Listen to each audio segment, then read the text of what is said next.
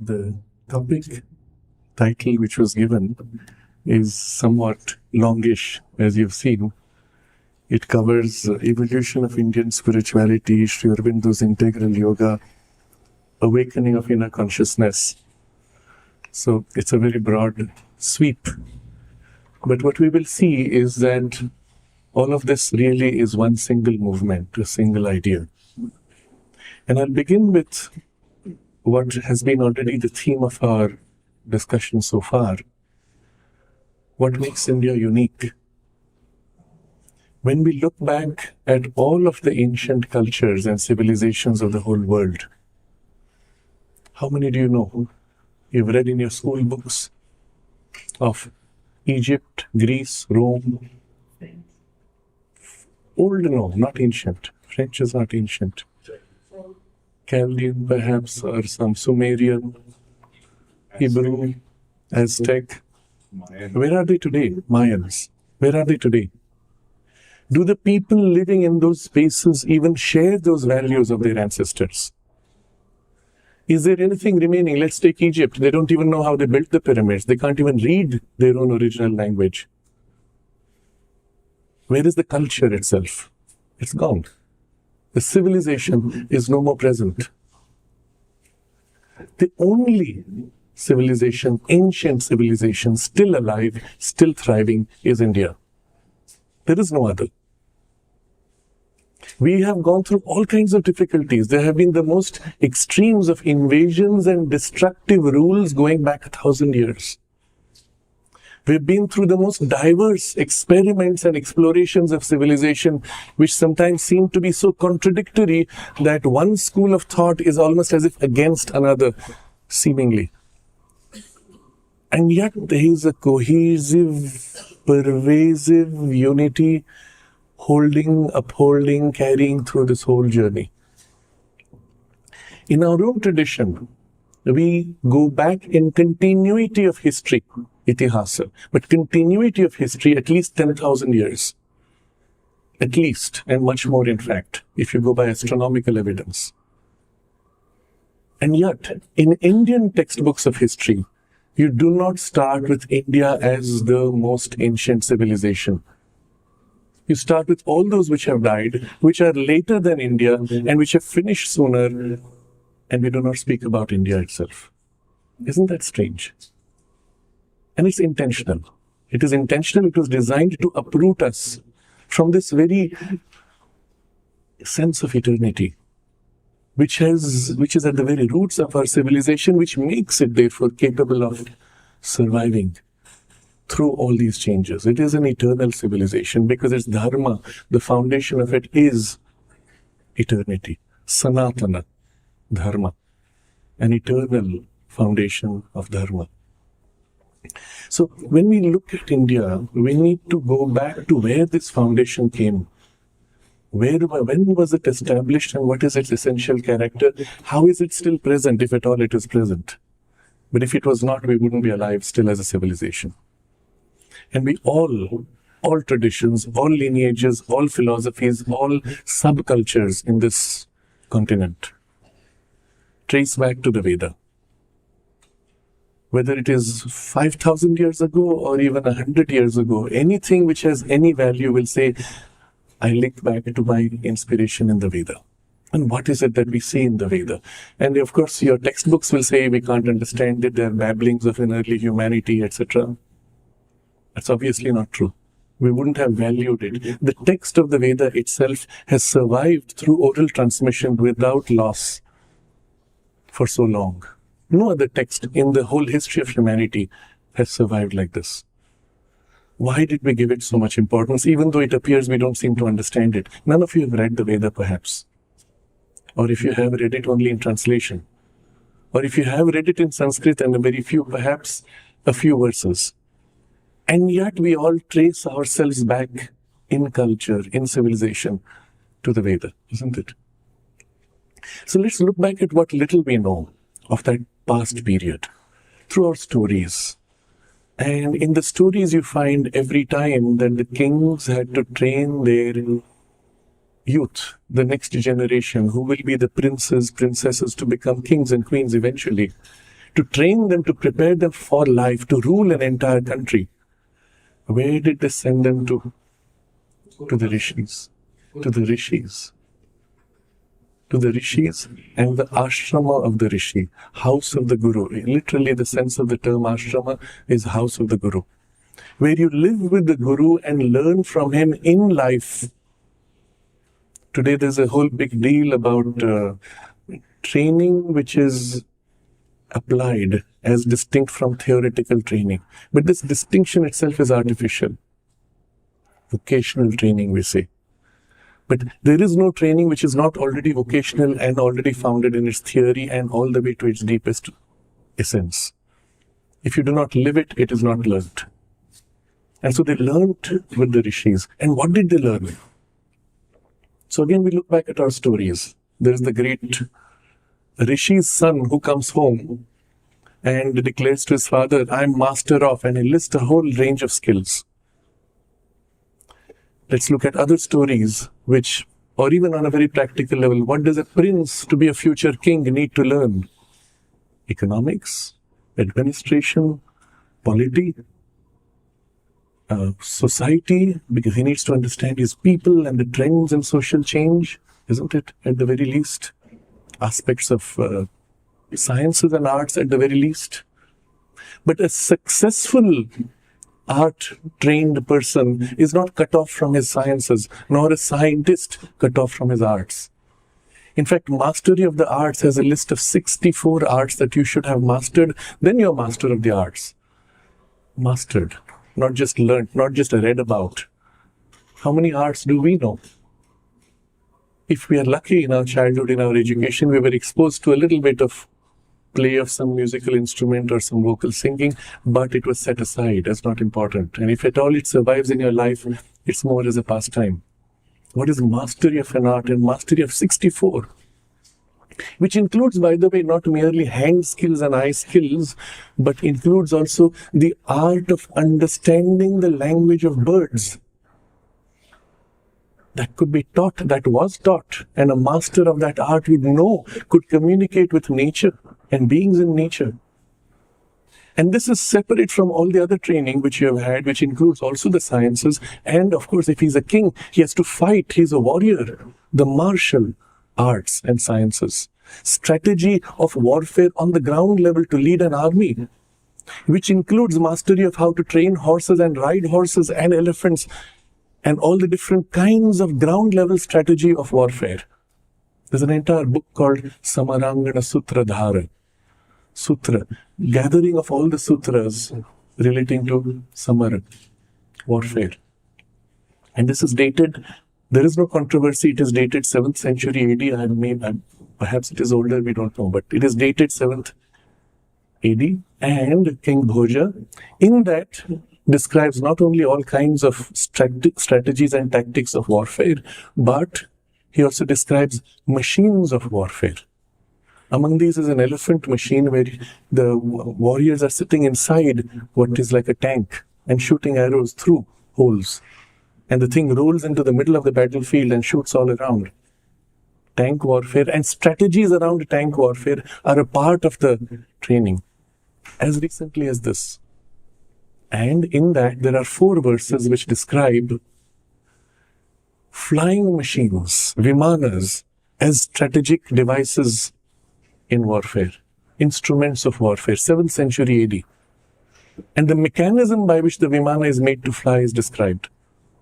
Now, all of this, I'm not going into detail. What I'm sharing with you is more of a survey to give you a sense of what the rishis taught. And remember, you've gone to the house of the guru as a rishi, and he's teaching you from his living experience. What's the worth of the rishi's knowledge then? He's not merely philosopher, which also is included. He's also the most practical, the most applied, most effective to be king if ever the king had to be replaced, isn't it? Because he has to train the future king in a living manner. What kind of a human being is actually capable of all this knowledge and then able to transmit this knowledge to prepare the future society, and yet is not himself king? Well, so there is this Upanishad where this young man comes home and tells his father, who is a great Rishi, I have learnt all these things. He gives a long list. And then the Rishi asks him, my son, this is wonderful. But have you learnt that by knowing which everything is known? Amazing idea. And the young man says, oh, is there such a thing? If so, reveal to me, what is this one thing by knowing which everything is known? And then the Upanishad unfolds its teaching. This is the power of the Rishis' knowledge. That they worked to know that one thing by which all is known, but all is known not merely in theory, not merely in abstraction of ideas, but in the most applied, the most effective, the most dynamic action in life to master life. And yet that one thing by which all is known is spirit, self. Bridging the highest peak of spirituality to the most material range is the power and the greatness of the Rishi. And yet each Rishi was different in some way. Each has his own speciality, his own aspect, his own special lineages and so on. We have even this very interesting idea, perhaps you know of it. All of us trace ourselves back to Rishis by Gotra. And it represents a particular stream of spiritual energy. And the whole of society is a mix of the rich variety of these streams of spiritual energy that is somehow transmitted, somehow influences us even if we don't know what is our Gotra. Interesting. But this gives you a sense of what the Vedic foundation was. And we are not speaking of what is revealed in the Veda, which is of course a whole ocean of spiritual knowledge. But why was it treasured? Because it had the power to give you that by knowing which all is known. And how do you know that by knowing which all is known? It's not like you can reduce it to a single hard disk. You have to change yourself, your ability to know. Isn't it? The power of cognition itself has to rise to a level where you can know all in a single vision, and that cannot be done with your current mind. So the training involved an ascent of consciousness, a spiritual development, which led you to a state of experience of consciousness in which all knowledge and the power of action was held and known. You became one with it. That is the knowledge in the Veda. And without dwelling further on it, let's look at the impact of this on the Indian civilization. Literally, they defined the Indian civilization from the ground up. The result being, even though after that, let's say, highest peak of the Vedic age, there is always a decline. Because in each transmission, a little bit is lost and then regenerated perhaps by a few great, and then again revivified and something lost until there's a general downward curve preparing for another great outburst. And that's why we have the 4 yugas in the cycle of development. But in the process, that highest, most powerful knowledge seeps down into the very lives of the people. And we'll see how. I said, the way you have this knowledge is not mental. It has to be intuitive or higher than mind state. But can it bridge into mind? Can it use the power of the mind? And that's what we see from subsequent to the Vedic age is the Upanishadic age. And what's the character of the Upanishads is the restatement of the Vedic experience in intellectual terms. And the earliest Upanishads are as if bordering from the intuitive to the intellect, such as the Isha Upanishad or the Kena Upanishad, on which Sri Aurobindo has extensively commented precisely for this. Because they're link points from intellect to the intuitive experience, experiential knowledge. But subsequently, the Upanishads become more and more specialized, more intellectualized, more formalized, bound in form and so on, but bound in form of mind. And obviously, when a oneness multiplies itself into form, forms always collide, although the underlying oneness is still the same, isn't it? That's the problem we face. Almost all of you are parents, I'm sure, or even some are grandparents. Your role as a father or a mother conflicts with your role as a son or a daughter to your parents, isn't it? Your role in business conflicts with your role in family. You're still the same one person. But the moment that one person moves into action, into form, in form, there's a collision of form, not in spirit. You still try to be the best parent, the best child, the best in every way. But in the form, there is a conflict. And so the forms of Upanishads, and from there the special derived lineages of philosophy, and the lineages of application of the philosophy of life, all multiply. But it's not just there. It also seeps into the life of the people. If you look at all of the arts as they survive even today, and the root of the arts mastery is this deeper intuitivization and somehow an access to the higher. All of the Indian musicians, for example, all of them without exception, are also composers. That's not a big deal. We don't think much of it. But if you go to the West, a musician is one who plays the instrument. But what do? They read from a script composed by someone else. And especially in the context of an orchestra, this becomes critical. And we all have to practice together to play the same frozen music and to infuse into it a new uniqueness of life in the way we will play. But the music itself is frozen in its form. You're not a composer. You're only a skillful player. But a composer is a different person. But in India, every musician is a composer, otherwise he's not worth his name as a musician. And as a composer, each performance is unique, never to be repeated.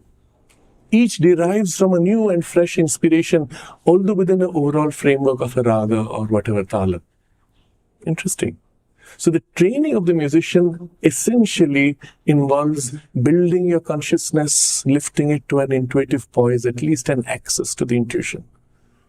And the rest is making yourself an instrument for the intuition, to flow through down to your fingers to be perfect. I had once organized a series of interviews with musicians, and in one of the great musicians, one of the Ustad somebody, I forget the name now, we had asked him the question, what do you experience when you are playing this music? Are you aware of the audience? Are you aware of what they think or feel? And then he says in Hindi, he says, within me is God, within them is God, everywhere there is only God. That's the state in which the performance is transmitted, and what he has touched impacts you and changes you within. And you come away from that performance lifted up, open, somehow changed fundamentally. That is the power of the music, and that is where Indian music says it has fulfilled its purpose. It's not merely entertainment, it's not merely titillation of emotions or senses. It is spiritual change, or lifting to a spiritual experience, at least a touch of the spiritual. And we've all had this experience. Sometimes the musician is in this high state and something, it does a slight movement of some variation of notes and the entire audience goes, ah. You've had that experience. Something is transmitted and you cannot describe what it is because it is so essential, so spiritual. And yet the form of music was the means of transmission. And if this is true of music, it is true of every Indian art, science, philosophy. Even the philosophy are called darshana, not philosophy, love of knowledge to play with ideas. Darshana is vision, revelation. Revelations of what? Of a reality, of the self. And the different ways in which the self can be revealed or experienced. And those become the schools of philosophy. Isn't it? And yet all the darshanas are looking at the same one reality, just from a different poise. And therefore, there's a very interesting exercise. From one darshana, you can derive the next, from which you can derive the next, from which you can derive the next, and come back to the first. And yet they are different in the domain of mind. And this was an exercise actually given by which you were transcending the mind's limitation and glimpsing that which is beyond mind. And that is the purpose of the whole darshana and that framework. You see how important this is? You go to something like Kalaripayattu, martial art, and you have, of course, your own martial arts in Karnataka, in Tamil Nadu. Every state had its own particular unique characteristic. But this is a famous one because it still survives as a stream. They had 108 schools, by the way, of which only 12 survive today, I'm told. And in this, the base in which you do the training, it's cut into the ground. One corner is the divine presence. All the weapons are arranged around the divine presence. They represent powers and aspects of the divine energy, Shakti, in action. And the student does his pranam to the Guru, who is the mediator, who links into the divine, and then does his pranam to God, and then takes the instrument as a power of God and learns to wield that power, invoking the divine presence within him as the true wielder, the true warrior. That's the training of Kalaripayattu. And the result, of course, is the mastery of such an extraordinary order. One of the famous stories is this Kalaripayattu master who is challenged by the king. And the whole army stands before this one lone person. And he pulls out a whip and says, "Oh king, please go back, otherwise all your army will die." And the king says, "What are you talking about?" So he says, "I don't want to kill your people. So just let me prove to you." The tip of the whip is a sharp knife. He removes the knife and dips the whip into paint and takes it around and goes whack. And the tip of the whip touches the neck of each of the soldiers. And he says, if I had put my knife there, they would all be dead. What a power. What an extraordinary skill. Not intellectually, not humanly possible. Let me end with one example of this again. You have two Kalaripayattu warriors. They're both taken sword, and some of their swords are flexible types. You swing it and the sword goes like that. You can cut yourself. How do you hit precisely? You cannot do it by reason or by fine motor control of your hands. In fact, when you play, you will see the Kalaripayattu warriors, they go so fast. You barely can see. Now, apply your logic from what you're taught by science. Let's say your opponent starts moving his sword to hit you. Your brain has to first see, monitor, see the movement, and then anticipate where it's going to move. Then send a signal to your arms to move your muscles, which then have to move a heavy sword against its own momentum, which takes at least half a second to build momentum. By the time you have reached the point where you can block it, you have been killed. There is not enough time for biological process to be able to block the sword's hit. How do you do it? The only way you can block the sword's hit is at the moment when his hand starts moving, before your brain can process the movement, your hand has to start moving. So that by the time it reaches this point, mine reaches this point to hit. Right? Which means what? By the time his mind has an intention to move his arm, your mind has to recognize the intention and start moving your arm. Which means what? The real battle is taking place in consciousness to consciousness. As his mind moves in state to want to hit, your mind captures that state and begins to want to block. And the train follows all the way to the arms until you hit right in the middle. Isn't it? So the full training of the Kalaripayattu master, to be able to defend yourself in a basic battle, involves intuitively basing yourself to sense the opponent's intention and begin to act before he can act. And when two great masters stand before each other, they look at each other and they know one man says, I have already lost. Interesting. All of Indian arts, all of Indian traditions root themselves in a spiritual foundation and are a means for spiritual development and mastery through that gateway. With sculpture, you have this very beautiful story of a sculptor who stands before a rock and he looks at it for days together, and the villagers come and find him staring at the rock, and then he takes his chisel and starts carving. And at the end of a few weeks, there is this beautiful goddess that emerges from the rock. And the villagers have seen this whole thing happening over the weeks. And finally they marvel at this statue and they turn to the sculptor and say, how did you know she was hiding inside? And the sculptor says, because I saw her. Because I saw her. And that's the mastery of the sculptor. He has to have the spiritual vision of which the hands become a means of expression. So the basic approach of the Vedic experience of life and spirit was that spirit is the essence and the origin of all experience, of all reality, universe, life. And life, down to the most material, physical life, is the means of expression of the spirit, means by which the spirit manifests itself. The two are not separate. They are one continuum. And the purpose of life is to manifest spirit and to realize spirit. Now, this became the basis for India's greatness. As you see, through the decades, through the centuries, through the millennia, this became the drive of the civilization. Glimpse a deeper reality, give it form and articulation. And the result was the most splendorous, the most creative, the most powerful, the most intelligent, the most skillful, the most courageous civilization in human history. And these are not exaggerations. Each of these words can be justified with a half an hour or 1 hour detailed exploration of why, how. Sri Aurobindo, in fact, points to these different aspects of our civilization and gives a few examples also. But these are the works of theses which have to be written to demonstrate the validity of this. Compared to these, all other civilizations in the world in human history are only aspects representing specializations of the Indian spirit's infinite diversity.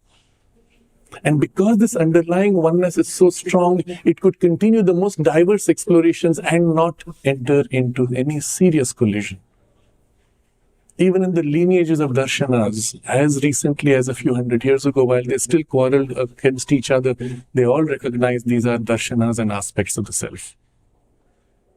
They understood that, they knew it, and the greatest were those who experienced the oneness across darshanas. But now watch what happens. As this continues across millennia, the people seep into this. In the most ordinary activities of life, these values begin to fill in. It may have begun with the rishis, but now it soaks into the common man, who turns to the rishi as the ideal. They know they can never be like the rishi, but what the rishi has taught, they begin to apply, implement. They are lifted by the power of the rishi's experience. And so after the Upanishads, you have, let's say, the more popular forms in which these truths and principles were taught in what we call the Puranas. In the Puranic age, you have the same stories sometimes of the Vedic symbol, but now given a very populist form. Oh, Indra was afraid, Indra was jealous, Indra fought and got defeated. It's not the Vedic Indra anymore. This is a humanized, limited, exaggerated human being, let's say, or a powerful human being fighting, struggling with human problems. And yet, the same truth of the Veda is being taught through these stories. And when a child, and all of us have heard these stories, if you have not, then it's a great misfortune. But most of us here in this room are old enough or have grown up in sufficiently rural spaces that we have had the stories. The ones who don't have it are those who have grown into cities and have been cut off because of the education. But even if you have heard a few of the stories, you know how deeply they move you as a child. Stories of Prahlad or Dhruva, or stories from the Mahabharata. Inevitably, you will identify with one of the characters. Or you will recognize other people, oh, so-and-so is like that, so-and-so is like that. Why? Because they are archetypal. They're not merely incidental characters. They are as if a one divine potential trying to manifest in the human play, and each one takes on a significant aspect of the divine power. It's not by chance that the Pandavas are 5, as are your fingers 5, by the way. It may seem odd when I connect it to fingers, but ask yourself the simple question. Who are the parents of the Pandavas? They are all gods. Which gods? They are Vedic deities, but they are also the 5 elemental deities. 5 elements. And if you look at palmistry, where the 5 elements are mapped to your 5 fingers, and the whole basis of the science of mudra is the connecting of certain elements, isn't it?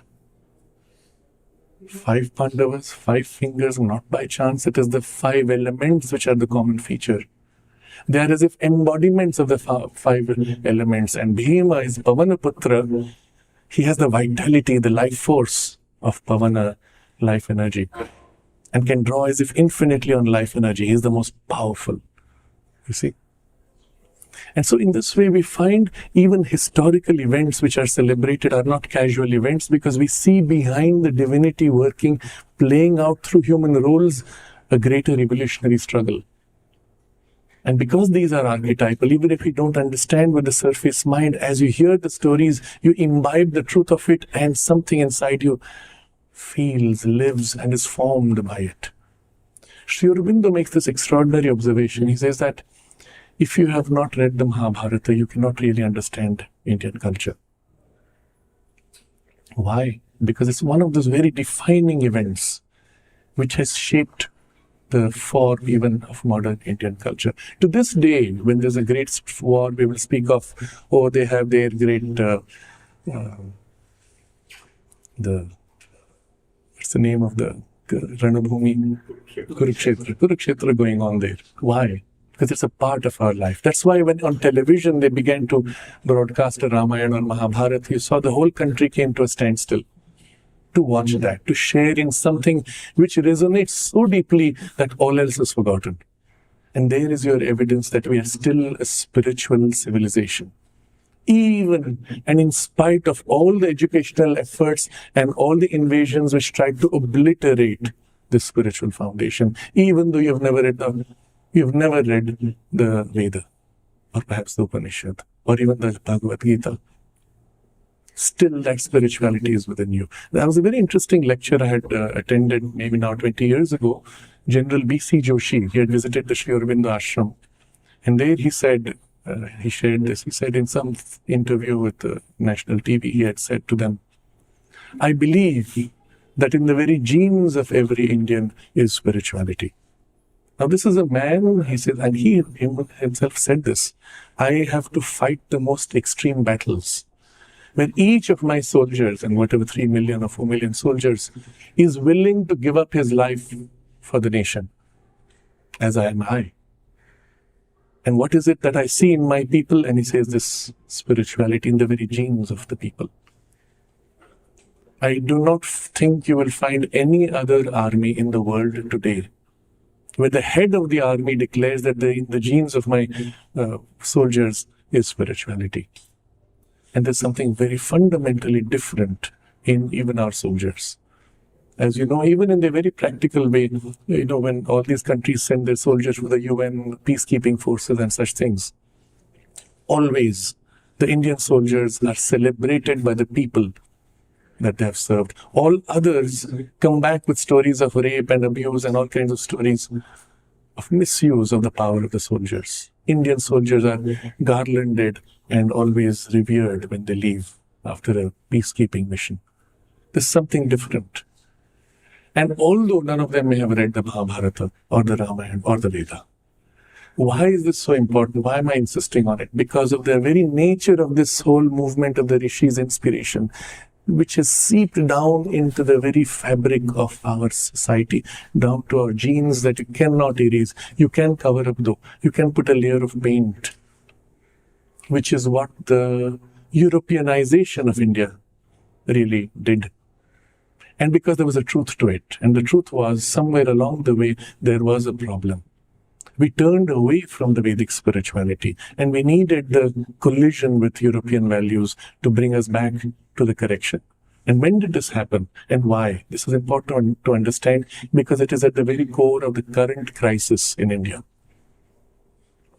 Somewhere along the way, as this extreme effulgence of wealth and power and the richness of life grows, always with a spiritual foundation, somewhere though the foundation tends to be covered up by the complexities of the forms.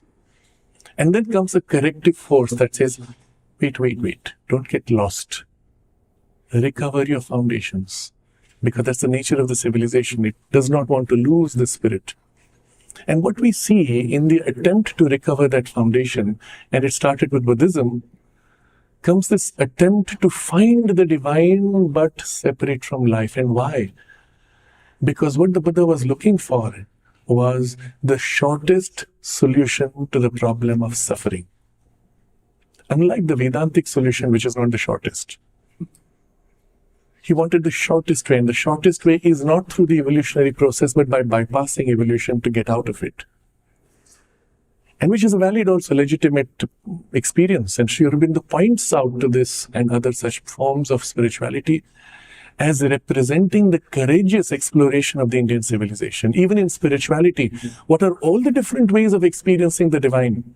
And all of these have been explored and developed and mastered and taught and transmitted, including the one that says life cannot be changed. It's a domain of suffering. Get out of it by the shortest means possible, by killing everything in between. And that's the form it took practically. But of course, in the process, it cut off from the Vedic inspiration, turned away from the Vedic ideal, which is unifying life with spirit. And at that point comes Adi Shankaracharya, who relinks to the Veda, but in the process, Sri Aurobindo observes, he became half a Buddhist. He had to concede to the point of the Buddha that life as it is cannot be fixed. But he does it by a different way. He says that's because the suffering is illusory. In the process, of course, life itself is seen as illusory. And that is Satchidananda. Reality is Satchidananda. But because there is this concession to Buddhism and it drives out Buddhism from India, re-establishes the Vedic foundation, but in the process already you can see so much has got distorted. Life has been cut off and rejected. So subsequent to him are a series of other great Vibhutis who come. There is the Madhvacharya who comes to re-establish Sarvam Khalu Idam Brahma. All this is truly divine in a sense. And the Bhakti tradition which comes in to refill the heart's love which has been lost in between in the dryness of the ascetic phase, and so on. But all of these show you the complexity of the path of the spiritual explorations within this one civilization. Every possible experience has been explored, and every way to reach that experience has been explored, including what is today known as the Vama Marga of Tantra, which even takes up things which are considered degrading, debasing, and using that as a means for liberation. But of course, they start with a warning, not for everybody. Only the most heroic can do this. But all of this to show you that nothing was left which could be attempted. Nothing was left unexplored. What a great civilization, isn't it? Not only on a material level, not only a psychological level, but in the spiritual domain. When you go to explore the infinite, you have an infinity of ways. In fact, the sum total of this whole development of journey of the Indian civilization, you will find rooted in this triple formulation that Sri Aurobindo gives us, which is at the heart of the whole Indian cultural values and civilizational values. He says, the recognition of the Indian spirituality is that there is only one source, one origin, which is also the one goal of the journey of life, because it's the one source which draws you back to itself. And that one source, there's a second point, the one source manifests itself infinitely, each in its unique way. Each one of us is a unique expression of that, never to be repeated, as are all things, never to be repeated. Because it is infinite, Ananta Guna. No guna ever manifested has ever been repeated. And the result is, in the deployment of this, in a series of new waves and new waves and new waves, which we experience as evolution, always growing, never repeating, never monotone. It's the nature of the bliss also of the oneness, never monotone. So, third point, each therefore has his own way of relating to the one, recovering the one, rediscovering or returning to the oneness. But to the return to the oneness, as the Vedic Rishis said, ihaiva, here on earth, in the body, not in some other domain. And here comes the fundamental distinction between all the existing religious traditions and even spiritual ascetic traditions. Whether you look at the Abrahamic religions, which separate God from world, and therefore require you to suffer through the worldly life so that you may be rewarded forever in paradise or be punished forever in some hell. Or you look at Buddhism, which again has passing through life in a monastic passage in order to kill mind to get into the absolute, which is away from the relative and cut off from the relative, in the more ascetic tradition. And then you have other variations which look upon that absolute to be somehow maintained in life, but never established or manifest in life. The Buddha nature is to be lived in, but life is to be passed because it has no other value. Or if you see the Vedanta of today, as it is properly taught in all the Vedantic schools, is a Vedanta that declares Brahma Satyam Jagat Mithya. World is falsehood or illusory. And Sri Aurobindo points to this. Why did this happen? Because in the Vedic experience, although there was all this efflorescence, the last link from spirit to the physical material consciousness had not been completed. It was the missing element. They stopped at a certain point, which is the best that could be done at the current evolutionary stage of humanity. Body was a support for spirit. But this last bridge is what Sri Aurobindo highlights. Body also is an instrument and power of spirit. Matter is an instrument and power of spirit and is intended to be transformed and divinized, as are all other levels. If not for this correction, you would have to abandon matter and say, sorry, suffering, illusory, whatever reason you give for it. And so this step that Sri Aurobindo introduces is so critical. It is not a continuation of the Vedic experience. It is actually an establishment of a new step in the evolution of spirituality of Earth. And not only with that comes a deeper understanding of our life and the nature of matter, but the method of yoga also undergoes a change. I'll briefly touch upon this in a very general summary way, but only so that we have a broad sense of the integral yoga that Sri Aurobindo formulates. All of the current systems of yoga, he points out, are specializations from the very wide, multifaceted approach of the Vedic yogic journey. Each of the systems takes up one of the levers of human psychology, one of the drives within us, and uses it as a means to make a link to the divine. Yoga is, after all, union with the divine. So how do you get to that union with something which you can't feel, which you don't know? So you look within us are three fundamental drives. The drive of desire in the heart, love, the drive to know, and the drive to act, the willpower. In the traditions, we say Ichha Shakti, Jnana Shakti, Kriya Shakti. They're so fundamentally, deeply rooted. If you didn't have these three, well, you wouldn't be living, you would be stone, right? From the point that a fetus is formed in the womb, before even an individualization of consciousness can take place, you will find these three impulses in the fetus. The fetus hears the voice of the parents and turns his head in the womb, isn't it?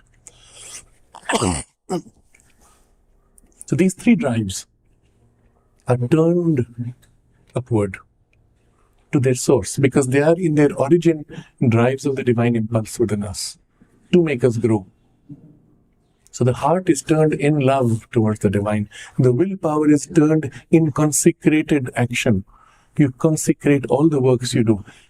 And in the mind, you turn to perceive that which is the divine behind the appearances. Sift through the deceptive appearance to that which is the underlying divinity. And through these three methods, you have the three great paths of the Bhakti Yoga, Karma Yoga, and Jnana Yoga. All three. We don't go into the process. You're reasonably familiar perhaps, or you can discuss it on another occasion. All three do not require you to leave life. They can be lived in your daily life. The two other paths, which are as if not livable in life because they demand a total dedication, because they aim at a perfection. One is Hatha Yoga, which is aiming to perfect the physical consciousness, and through physical processes of complex asanas and pranayama, open the centers of consciousness, of chakras, lead to the ascension of the kundalini and the liberation of consciousness and union in yoga. Whereas the Raja Yoga aims at perfection of the mind, but uses a minimum of asanas and pranayam, which is what today is taught, by the way. When you go to yoga classes, it's only the selection of asanas, pranayam from Raja Yoga. It's not even Hatha Yoga.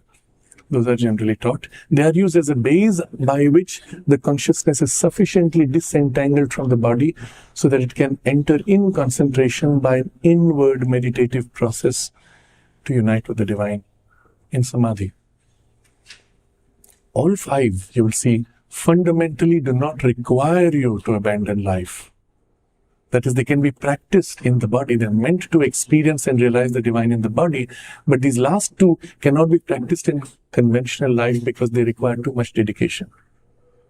All five systems depend on your strength, your capacity, your effort. And you know how good your effort is? Look at your last New Year resolution. It's barely 2 months. How long did you survive? A few days, a few weeks, if you're lucky. We don't have the willpower to persist. We do not have the intelligence or the competence to understand complexities of the challenges before us. We do not have the persistence. We do not have the power of concentration. We are fundamentally incapable of persisting, and only the best can really do it. So is there any way for us? Is there any hope? And so Sri Aurobindo points out to one more system of yoga, which is the sixth one, which does not depend on your capacity, interestingly. It depends on the divine energy to do the yoga. And so you are able to do it, even though you don't have the capacity. And this specialized system is called Tantra.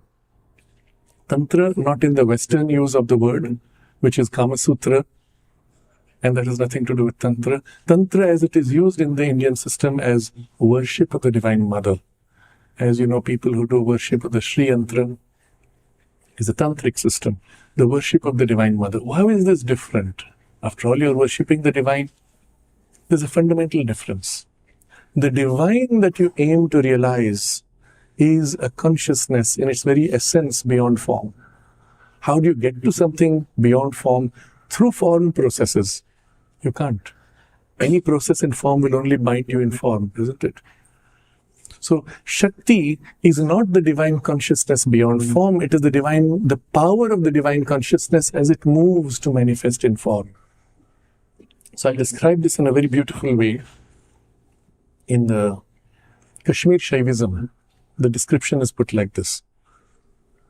It is described that when the Lord chooses in his bliss to manifest himself, manifest his bliss to become the world, he gathers in full concentration in his tapas, concentrated intensity, with full knowledge and power to express what?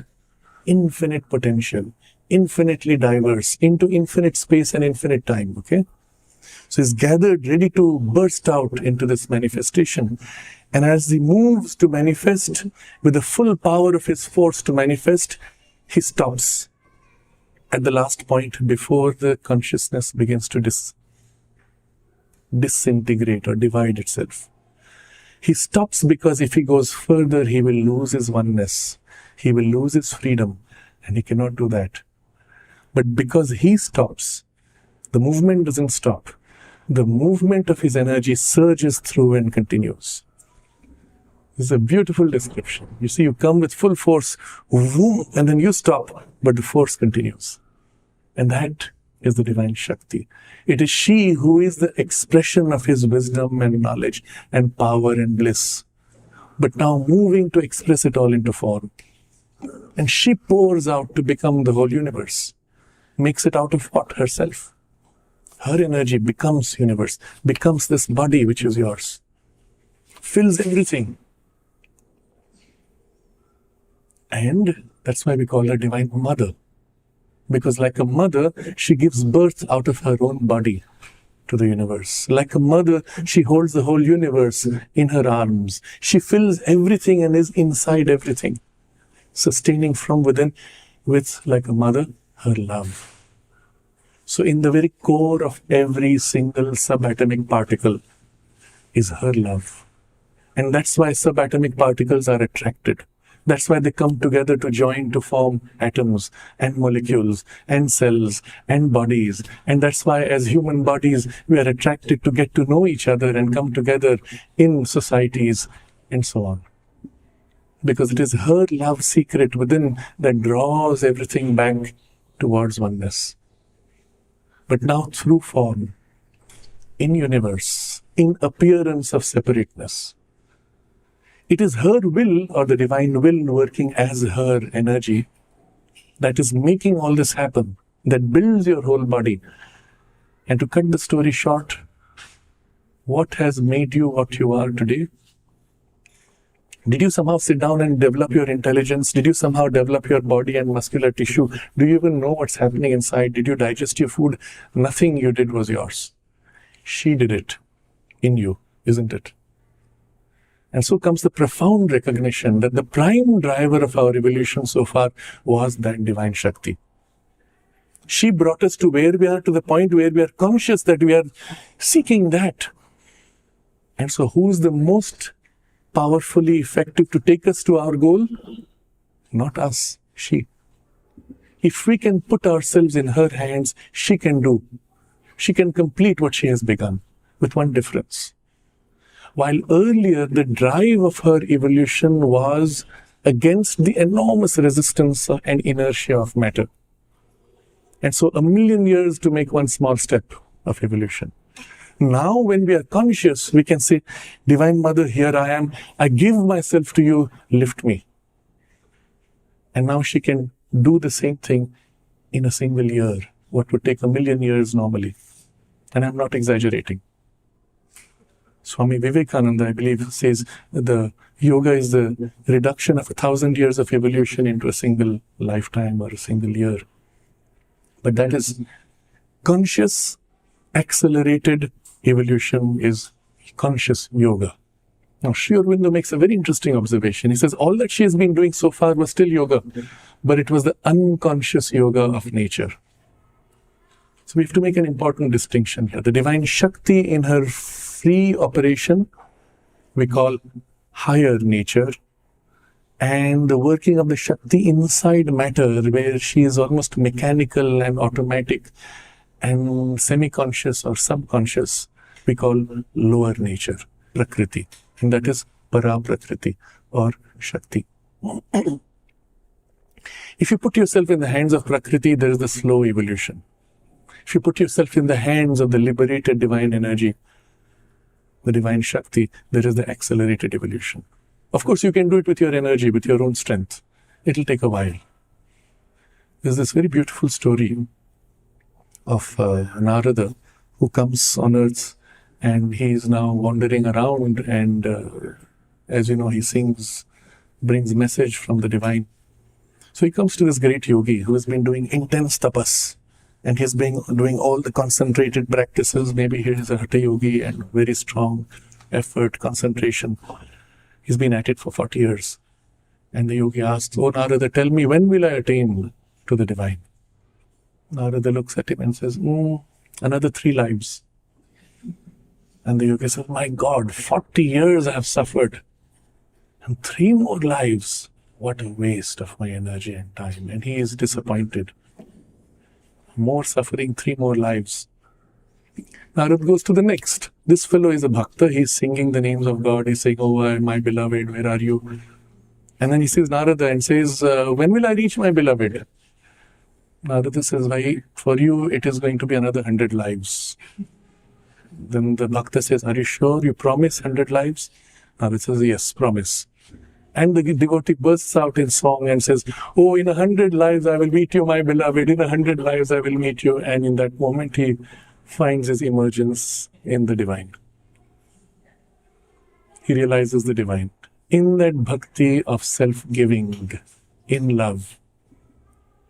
And the point of the story, of course, is you do with your effort, well, you can only do so much. When you give yourself in love, she fills you, she lifts you. She knows the divine because she is his power.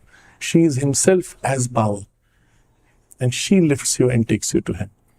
And here comes the distinction between the 2 broad approaches of yogas, which Ramakrishna Paramahansa teaches. The way of the baby monkey and the way of the baby cat. What does the baby monkey do? He grips his mother, and the mother jumps from branch to branch. But if the baby monkey loses grip, he falls, dies. You do intense tapas, but if you lose your will, you lose something, you fall, and then again you have to start. But the baby cat gives itself to its mother in trust, but without resistance. And the mother picks it up from the back of the neck and carries branch to branch. You still have to make an effort of putting yourself in the right alignment to not do something which will prevent the divine from carrying you. But then the rest of it is done by the divine Shakti. And so in the integral yoga, Sri Aurobindo unites these two seemingly contradictory approaches of personal effort and reliance on the divine Shakti in this great resolution of the 5 systems and the 6th system. And in the integral yoga, each of these 6 principles is woven together in a single multifaceted practice. And the result is, yes, you do make an effort, but your first and primary effort is to open yourself to the Divine Mother. And by opening and giving yourself to her, you invite her then to fill you and shape you from within. Now, there's a letter of a sadhaka to Sri Aurobindo saying, so-and-so sadhaka tells me that if I surrender myself entirely to the Mother, then she will transform me in an instant. Is it true? Now, what do you think Sri Aurobindo would have replied? Look, if it's that simple, then it should have happened by now, right? So you'd have expected Sri Aurobindo to say no. But Sri Aurobindo replies, yes, it is true. But the condition is you have to surrender yourself entirely. Therein the catch. You cannot surrender yourself entirely because you're not conscious of yourself entirely. So you can only begin with the part that you're conscious. And out of the part that you're conscious, the part that is willing to surrender.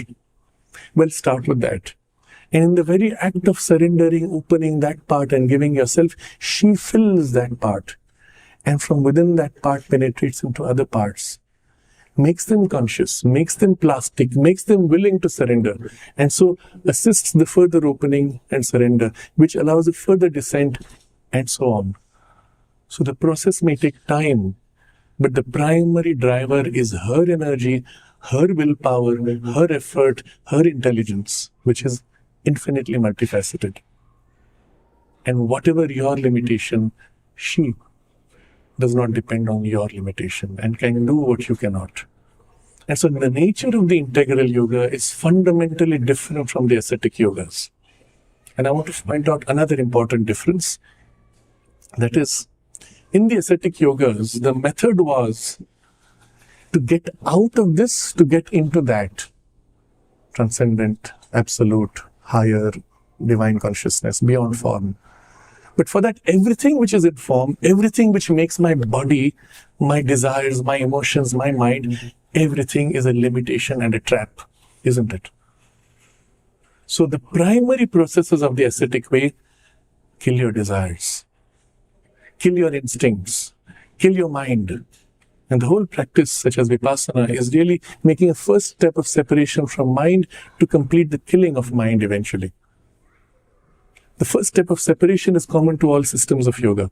But the goal there is, through the Buddhist priority, of killing mind to get free of mind. But the approach which we see now is that there has already been an evolution of the divine consciousness, of course, working through lower nature, but now into awakened nature. Everything she has built up is meant to help you. Because the goal is not to get out of it, but to fulfill here. And everything given to you is one of the means for fulfillment, one of the tools, powers of the divine, organized in you for a future fulfillment. So your mind is not just a device of deception and ignorance. It is meant to become a vehicle for the divine knowledge. Your life energy, prana, is not merely a bundle of desires binding you. It is meant to become a vehicle to manifest the divine power. Your body, which is so full of inertia and dullness and rigidity of form, is meant to become a vehicle for the divine beauty and perfection in form to be revealed. And your heart, which is right now struggling in all this suffering perhaps, is meant to be in the soul the vehicle of divine love. Now, when you look at all this which nature has been building through the slow evolution, rather than cutting it all to get to some abstract resolution beyond, We want to fulfill the purpose of this evolution. And so, what we see now, the fundamental difference, everything that you are, everything given to you is your means of divinization and not a trap binding you. Where in the ascetic tradition, all that you have is a trap binding you. In the integral yoga, it is your means of fulfillment. So, for example, your heart's desire, what do you do with it? Well, you turn it to the divine in love for the divine. Isn't it? Your mind's ignorance, you open it out, plastify it to become a receptacle for the divine knowledge and light to fill it, and so on. So your means of yoga are the very things which you are, starting with your current nature, temperament, and limitation of capacity. And so the very nature and method of the yoga changes completely. All of life now is your means. Of course, some things are more helpful, some things are less. So there are three, Sri Aurobindo says, outstanding features of the integral yoga that are not common to any other system of yoga or religion or philosophy in the whole world. First, outstanding feature, that you can close the door. Sir, you can close the door and window. The first outstanding feature is that there is no prerequisite. Any other system will say, Guru will say, wait, are you fit for this approach? If you're not, well, too bad. Go to some other system. Since the integral yoga aims at an integral realization of all of your nature and uses all the levers of your psychology, wherever you are is your starting point. No prerequisite. Whatever your limitation, well, that's where you begin from. Second outstanding feature of the integral yoga, that you do not need to give up anything of life. All the means and activities of life and all the experiences of life are your means or can be taken into the context of the yoga. There's nothing which needs to remove. If you go to existing systems, they will say, in order to practice this yoga, you must give up this, you must give up that, you must stop this. Otherwise, you can't do. Here, you can include everything. And all becomes the means. But you're not you're including everything, including all the activities or parts of your nature. But what you remove is their distortion, remove their perversion, the things which do not make it a true expression of the divine. So yes, obviously in your emotions, anger and hatred are perversions of what? Of a deeper impulse to assert, to express the divine power and energy. You correct the distortions, but nothing is abandoned. And this means you can practice it in whatever life you are in. Third outstanding feature is that there is no fixed sequence or method. Now this many people have misunderstood and misrepresented, and so I want to clarify. People say, there is no method, there is no sequence, you just surrender and it happens. No, it doesn't happen like that. He says there is no fixed method and sequence, and he has written extensively about the methods and sequences. But they're not fixed for the very reason that it is a rich, multifaceted development. And so during certain phases of your life, one part comes forward to be developed, then it pauses, then another part comes, it pauses, then another part comes, pauses, and then there is the integration of these different parts. And then again, one part surges forward. Which sequence depends on your particular nature. And so as a yoga, it allows for the full spectrum of human types and needs. And yet there is a very clear framework to be followed. And so we don't go too much into the framework, but at the heart of it is this reliance on the divine Shakti as your prime driver of transformation. In the outcome of the yoga, in its goal though, there is one more thing to be stated, which is the fundamental distinction between ascetic yogas and the integral yoga.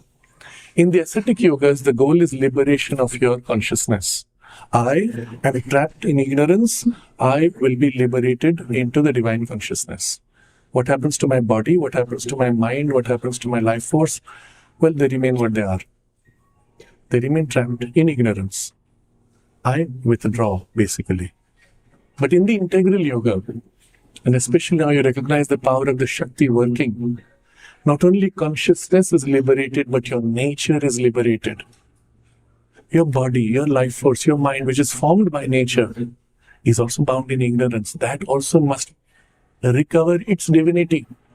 And that's when your mind becomes an instrument of divine knowledge, life force an instrument of divine power, body an instrument of divine beauty and perfection, and your soul, psychic being, an instrument of divine love. So nature also is liberated even as consciousness is liberated. So it's a double liberation, which is the distinctive and unique feature of the integral yoga. Now, why is this important? Because if we are to fulfill the Vedic ideal, it cannot be done by the specialized systems nor by the ascetic approaches. They go contrary to the very grain of the Veda. So what happened post-Buddhism, post-Shankara, is that the world was cut off from spirit and the spiritual beings retired from life. Life was not spiritual, spirituality was not life. What is its practical outcome today when you ask a young person, sir, are you interested in spirituality? After retirement, thank you. I want to enjoy my life. The assumption is somehow spirituality means cutting off enjoyment of life. When in fact, when you go back to the Vedic ideal and the framework of the integral realization, the true enjoyment of life is an enjoyment which is of free enjoyment and a true freedom. What you call enjoyment is a subjugation to your current desire impulse. And it's not freedom. When your consciousness is free, when your nature is free of its impulsive, instinctive tendencies, I can truly enjoy whatever comes to me and enjoy the loss of what goes from me equally. That's true enjoyment. That is free enjoyment. And there is nothing in the world that I cannot enjoy. Your enjoyment in your desired nature, instinct, is provisional to certain context. If you give me ice cream, I can enjoy. But if you give me chili, I will suffer. Where is true enjoyment? Isn't it? If I have enough money, I will be happy. But if I don't have enough money, I will suffer. So what's the journey of your life? I struggle. I suffer and suffer to earn more money, to get more wealthy, to get a house, to get a wife, to get a child, to get a family, so that one day I'll have everything to be happy. You see, the logic of it is flawed. You're suffering so that one day you may have happiness. Never works. Whereas the approach of the integral yoga, everything I do today, I do with that full expression of joy, of the divine relation, of the divine discovery, of the divine manifestation. And it doesn't matter what comes my way, I will find within it my means of growth and fulfillment. Joy to greater joy. Why is this necessary for India? Because India has passed through the ascetic phase and the ascetic imprint is still strong. Look at the freedom struggle. Mahatma Gandhi taught us to celebrate poverty and weakness. He even wrote that to be poor, to be weak is your great gift from God, makes you closer to God. What did it do to us? You see, all the cinema until about 20 years ago, the hero was always suffering, struggling, self-sacrificing, and. For what?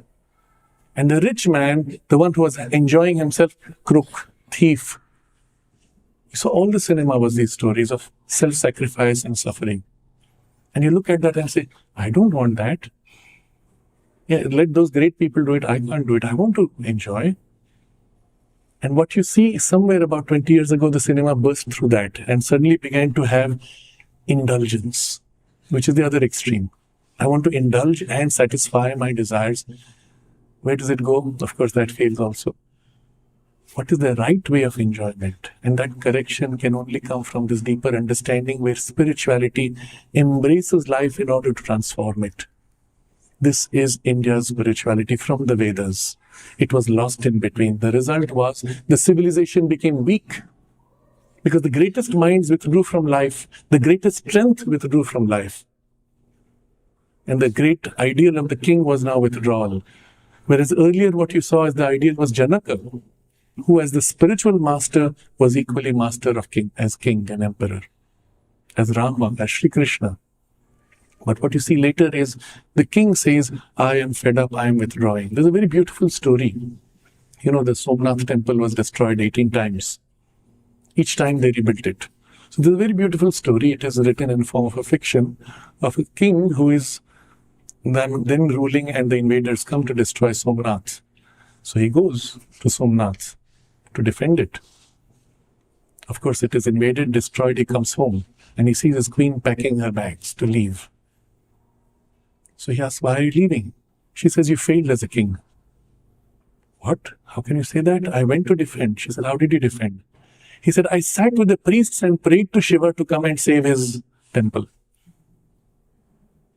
She turns to him and says, "I thought you were Shiva." You see the message. The role of the king was to represent the power of the divine of Dharma, to protect Dharma. But when the king now becomes a monk and a mendicant, he has failed. But that's the direction in which the ideal took us. In the Maharashtra, there is this famous story of a Peshwa. Oh, the invaders are coming, they're on the brink of entering. Let them come. What is there? It is all kachara. The word is kachara. What does it matter? Let them take what they want. Except they come inside, they steal everything. Now they've reached the royal treasury. What is there? Gold and jewelry is kachara. Let them take. Finally, the invader comes and puts a sword to his neck and says, "Please save my life." He doesn't say my life is an illusion. But it is this ascetic turn which led to the weakness of the civilization, which allowed invasions to come. All previous invasions failed. It's when the asceticism took hold in the common people that the invasions began. And Sri Aurobindo makes a very interesting observation. If not for the invasions, India would have become a nation of monks. And the invasions were like a shock to wake you up, fight to survive. And that began the reversal. And one of the very great events in this was the creation of the Sikh tradition. I don't know if you know the story, it's fascinating. But in summary, the first Sikh guru actually states this, that he was a yogi meditating in, I think, Hemkund. And the divine gave him an order to incarnate to defend the Sanatana Dharma. So he takes birth and now organizes what Hindu society takes the eldest son of every family and builds out of it the strong arm of Hinduism to defend Sanatana Dharma. Sat Shri Akal, truth, highest, eternal. That's the call of Sikhism, isn't it? Sanatana Dharma. He teaches them to fight. And you see the symbol of Sikhism is the sword and the spirit. The strength of spirituality attempting to manifest in society. First attempt, Sri Aurobindo says. But necessarily at that stage, humanity was not ready for a pure spiritual action. And it took on a form of a religious character. And even later, under British rule, it separated itself into a separate religion. But otherwise, it was a strong arm of Hinduism. And when the strong arm is separate from the body of Hinduism, Hinduism again lost its strength. Shivaji similarly makes an attempt. All of these really set the pace for the resurgence of the aspect of strength to be reintegrated, but without the clear recognition of the true nature of life as expression of spirit, body of spirit, to be divinized. That comes with Sri Aurobindo's articulation of this ideal. Now, Sri Aurobindo began freedom struggle for India. He declared, not because British are good rulers or bad rulers. The whole purpose of the freedom struggle, he declared, was because India has a role to fulfill in the world on which the future of humanity depends, even the survival of humanity depends. To be able to fulfill that role, India must first find her soul. And in order to find her soul, she must first be free. To be able to find her soul. That's why we're fighting for freedom. Now, this is going back more than 100 years when he started this work. India became free politically, but not yet free in thought, in culture, in her life organization. We still have the structures imported from Europe. The governance system is not designed to serve the people. It is designed again to oppress the people, which is why you're afraid of the police. You're afraid of the bureaucrat. And they still wield their power and authority to cheat you. Because the system is lopsided. We kept the same system. The same judiciary which has failed us. The same economic way of thinking which has failed us. By which the units of villages are still breaking down and cities are becoming massive, unbalanced, I will say, tumors on our nation. All of this has to be undone or rebuilt, so to say, on our own deeper foundations. Sri Aurobindo wrote in 1910, and he's seeing with his vision at that point. He says, it is becoming increasingly clear that India will have to pass through the experiment of parliamentary democracy simply to realize that it is not suited for us. Wow, what a statement. What a suffering. 110 years have passed when he wrote that. Experiment of parliamentary democracy. Why? He explains. Because in parliamentary democracy, there's this indirect election. Let's say 1984. Overwhelmingly, everybody voted for Rajiv Gandhi because they saw him as uncorrupt, outside the political corruption. But how do you vote for him? You vote for his local party representative who you know is corrupt. So willingly you vote for all the same corrupt people to get back to parliament, hoping they will vote for the man that you are voting for. Doesn't fit. Your mindset of thinking and the system doesn't fit. Sri Aurobindo quotes Napoleon to say that parliamentary democracy has worked only in England, which is a nation of shopkeepers.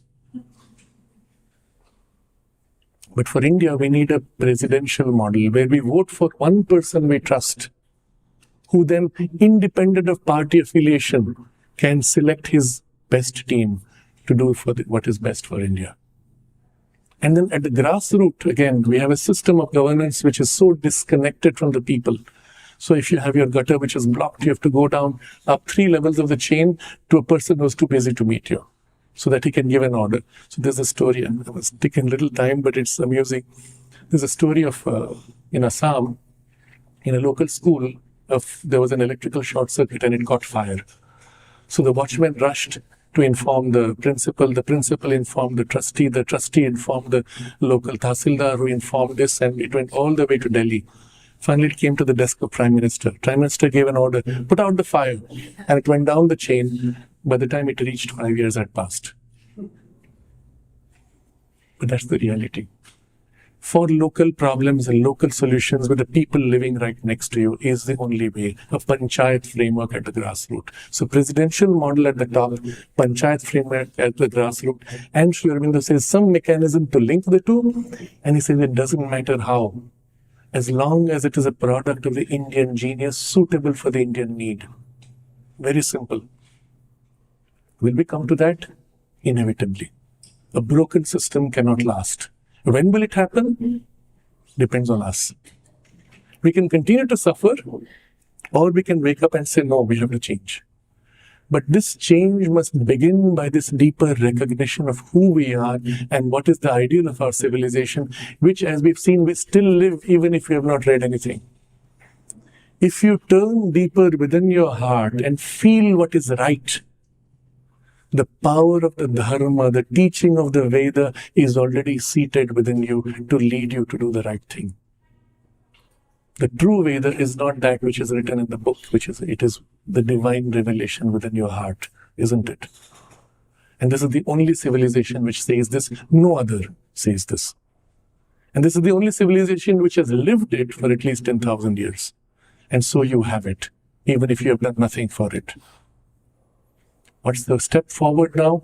Each one of us has to begin to introspect, to become conscious of this Veda within us and its guidance. In every decision you take in your life, pause. Become quiet, because only in silence can you receive its guidance. Turn deep within, as deep as you can. Wait for that intimation, and often in a very gentle nudge, you will feel what is right. That will be your dharma. That is the divine will within you, nudging, showing, pushing, guiding you. Where earlier the will had to work through so many layers, using even your desire impulses and your foolishness and superficialities to nudge you, but in a zigzag manner, your path now becomes more and more direct and straight. And in the Veda, by the way, this is one of the verses invoking Agni to say, "O Agni, lead us away from the crooked paths to the straight path." That is the transition from the unconscious yoga of nature to the conscious yoga of the divine. And so you see how these three things unite smoothly. The title which was given to us, evolution of Indian spirituality, you see how it has come all the way down to the most material part of us.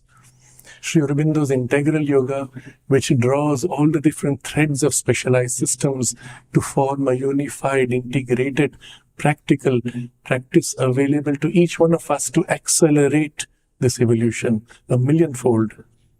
And the awakening of our inner consciousness as our starting point and guidance in life for the rebuilding of India, for this resurgence and the awakening of the Indian Shakti. And we conclude with one small observation, which is again a very practical one. From the beginning, and even in the Vedic tradition, there is in the famous Purusha, in the Devi Suktam, it is said, Aham Rashtri Sangavani, I am the divine Shakti of the nation. That divine mother embodies herself not only in the whole cosmos as the cosmos, not only in the whole earth as the Vasudha, the beloved of Vishnu, but within the earth in this special space that we call India, that is Bharat Mata. And as the divine mother, she is also Mother India.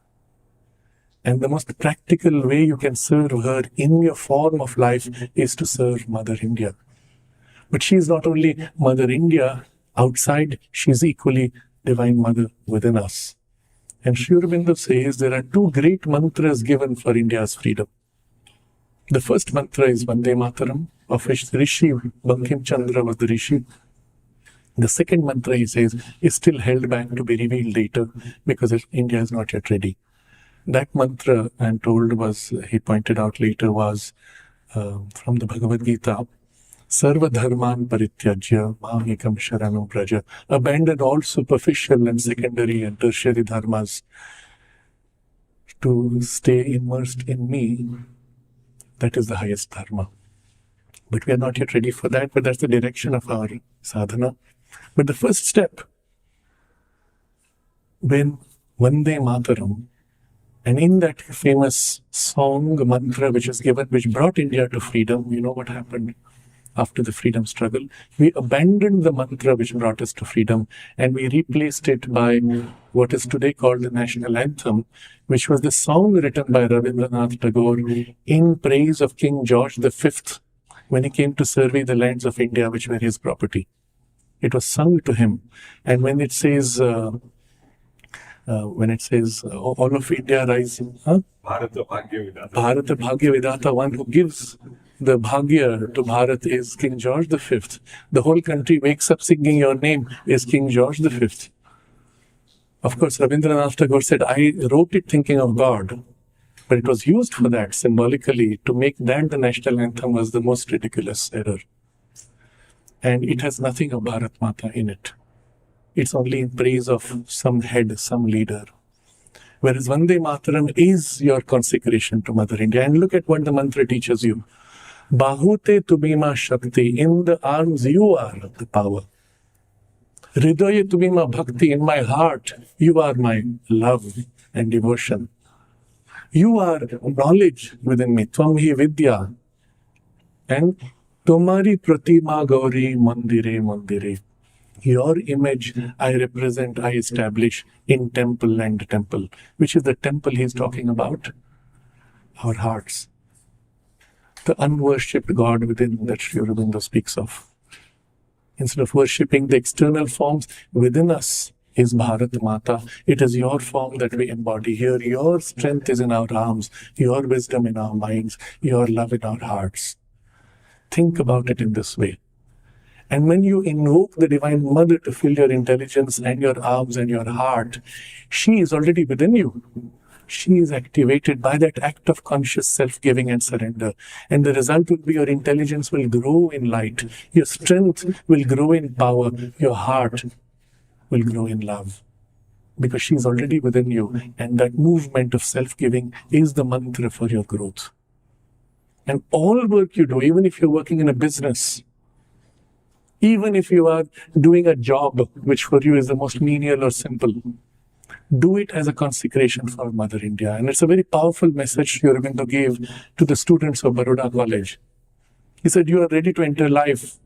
Make lots of money so that India may be wealthy. Grow in strength so that India may be strong. Grow in knowledge so that India may grow in wisdom. And that's what we have to do. It does not matter what work you have in life, even as some of you have become retired or consultants. Whatever you may do, you do it for India, for Mother India. And you can't do it all the time thinking of India. You do it in the beginning of the day and at the end of the day. You start your day in devotional self-giving and mind self-giving to the Divine Mother, to the Divine Shakti, and say, all this I do in consecration to you and for Mother India. And then you enter your life. If you remember in between many times, wonderful. But you end your day again, taking all the work done and consecrate and say, here, it is for you.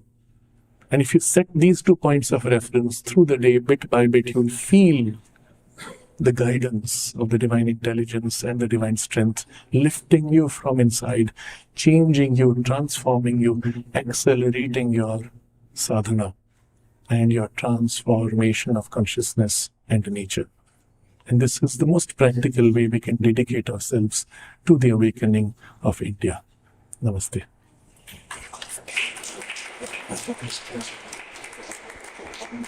There is one more, maybe I can call it a song written by Sraddhalu himself, in which again he works Mother India as a divine Shakti, which is hymn to Durga.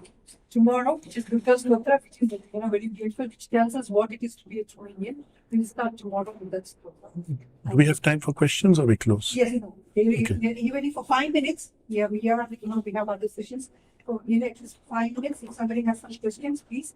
Sraddhalu is one more talk is there in the evening, but that will be on a different subject. Yes.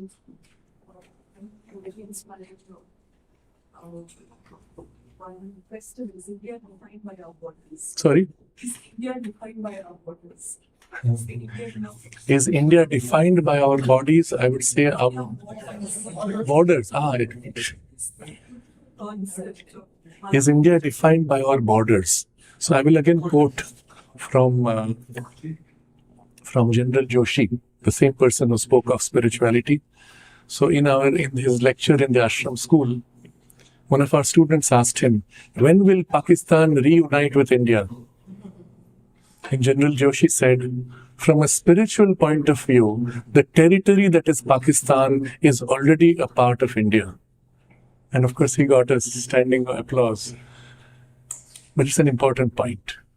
When the divine chose this space, Sri Aurobindo has a profound statement about this. He says that throughout the cycles of the yugas, God always keeps for himself one chosen country in which the highest knowledge is preserved for humanity.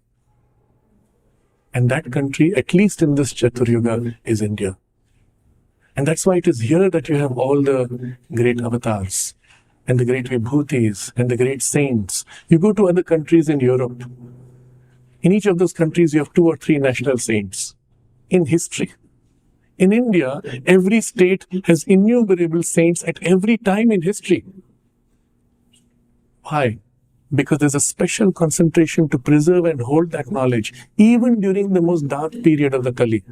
When the knowledge was partially withdrawn, still it had to be held and kept linked somehow to be filled once again. And then he says, when the divine chooses to lift humanity, he pours his knowledge and light into India and then through India upon the world. That's why India has this role. And the physical borders of India perhaps are not in themselves too critical, but the spiritual space that fills those borders is what is more important. And yes, therefore, the partition of India into Pakistan, Bangladesh, etc., was a falsehood and severely damaged India's capacity to fulfill her work. And that's why Sri Aurobindo insisted that India has to be reunited, and the mechanism the mother described would be through a framework of a local federation, of which you see SARC as the first base. But this is a necessary step for India to be effective in the world.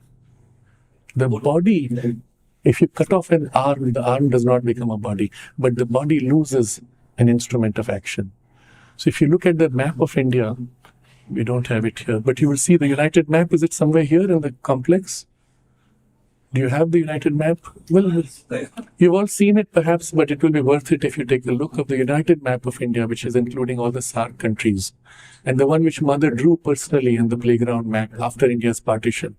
And she had all the children march in front of the map to take the salute, where she stood personally, incarnating Divine Mother, Mother India in her body. And as we did the salute, that's who we were doing salute to in our growing bodies. You see the importance of that symbol. So when there was the attack at that time from Pakistan, first big war that took place, Mother was asked what will happen. So she pointed to the map and said, look, on the right you have Durga's lion. You see the map, the mouth open. On the left you have Lakshmi's elephant. You see that whole arm going all the way down to Malaysia, Singapore. And this, India is being protected. So, yes, there is a divine power that is constantly working to protect, but a necessary part of that action of India's work in the future requires this reintegration and reunion. Yes, to the lines of integral education. Yes. Well, is designed.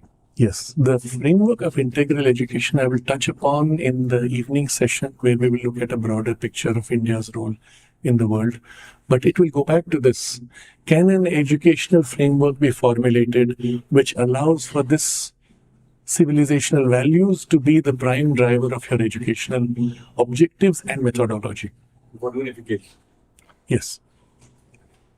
So shall we start it here? I would request you, as a practice, it will be useful after this, before we disperse, we take a few moments to concentrate, center ourselves in silence, absorb the meditation on the Divine Mother and the Mother India that we have had for the last few minutes.